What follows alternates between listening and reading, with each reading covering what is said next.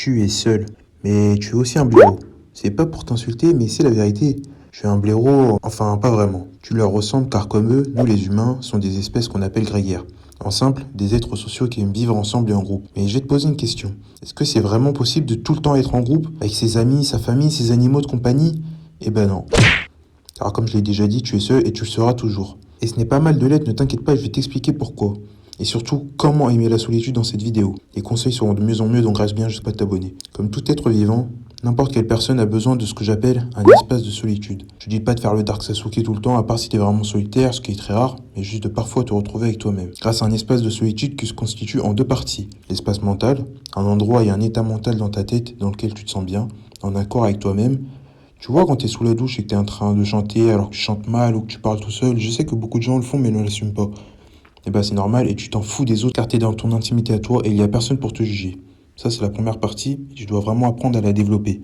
Comment? Dès que tu rentres chez toi et que t'as quitté tes amis, tu vas te poser et réfléchir à ce que tu vas faire quand tu seras seul. Tu vas prendre une feuille, mais vraiment tu vas poser tout ce que tu as dans la tête afin de gagner en clarté mentale déjà et aussi afin d'aider ton esprit à appréhender cette solitude mentale qui va arriver après. Prenons un exemple. Jean qui rentre de l'école, il va s'asseoir et juste écrire ce qu'il veut vraiment faire. Ce qu'il veut réellement faire au plus profond de lui-même.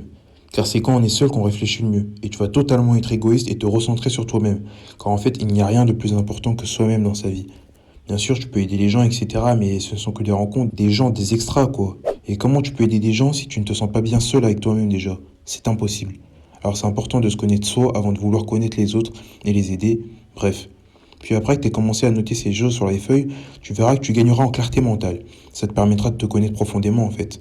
Les gens ont peur d'être seuls, mais c'est faux. Ils ont peur des émotions intérieures auxquelles ils devront faire face, sauf qu'on peut la dépasser justement grâce à la clarté mentale dont vous avez fait preuve juste avant l'équipe. Mais aussi en doutant, en se remettant en question et en pensant à soi. Une fois que vous aurez fait ça, vous serez comme soulagé. Ça veut dire que vous êtes sur la bonne voie déjà. Malgré tout, si ce n'est pas le cas, c'est que tu n'as pas assez plongé au plus profond de toi-même. Alors refais-le. Vraiment, n'hésite pas à le refaire. Jusqu'à que grâce à ça, tu aies pris assez de recul au niveau macro, donc au niveau de tes amis, ta famille, tes proches, encore une fois les animaux de compagnie, c'est-à-dire au niveau de tes proches, mais aussi à un niveau micro, en d'autres termes, toi. Maintenant, souviens-toi de cette phrase, tu t'en rappelleras jusqu'à la fin de ta vie. C'est un grand homme qui l'a dit. Au moment de ta mort, tu seras seul. Gojo Satoru. Et c'est totalement vrai. Donc remets-toi souvent en question et demande-toi si ce que tu fais, tu l'aimes vraiment, car on n'a qu'une vie, alors autant faire des choses qu'on aime et en accord avec soi-même. Mais où faire ces choses qu'on aime tant? Eh ben, ce sera avec la deuxième partie qui constitue l'espace de solitude.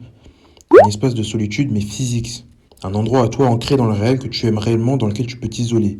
Par exemple, si tu es du genre à décorer ta chambre et que dès qu'une personne entre, tu sens qu'on a brisé ton endroit à toi, et bah c'est ça ton espace.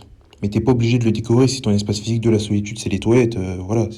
Si c'est les toilettes, c'est les toilettes. Et si c'est un resto, bah c'est un resto. Cependant, si t'en as pas, il y a une solution pour toi. Un espace physique qui sera dans la nature. Comme des parcs, des fois je vais m'asseoir par terre au parc. En fait, un endroit calme à toi dans lequel tu peux faire ce que tu veux, mais t'es pas obligé de rester statique non plus. Tu peux aussi être en mouvement et partir marcher dans la forêt, en vélo. En fait, juste une escapade avec toi et uniquement toi-même, sans personne aux alentours. Et dès que tu auras bien développé ces deux parties, tu vas les lier, les mettre ensemble si ce n'est pas déjà fait, et tu verras que la solitude sera mais un véritable plaisir. Tu verras que tu gagneras en liberté d'action, en liberté de penser, en autonomie, en simple d'indépendance. Tu pourras aller au cinéma tout seul, bouffer seul au McDo ou autre, au lieu d'être sur TikTok et de scroller infiniment pour te faire sentir moins seul. Tu ne dois pas avoir peur de la solitude, mais justement, si t'en es effrayé, aie le courage de dépasser celle-ci. Vraiment, l'équipe, ayez juste le courage d'embrasser la solitude. Et vous verrez que vous vous sentirez bien mieux. Que vous aimerez être sans personne aux alentours et plus dépendant aux autres. Une fois que c'est fait, je vais vous dire une chose, on ne peut compter réellement que sur soi-même.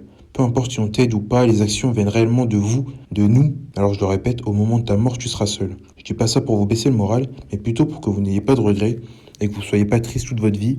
Et pour se remettre en question, il n'y a rien de mieux que la solitude. Alors sois seul. N'hésite pas à t'abonner et à activer la cloche pour pas rater les prochaines vidéos. Merci à vous de m'avoir écouté, c'était Anashi Monogatari et n'oublie jamais, suis ta passion.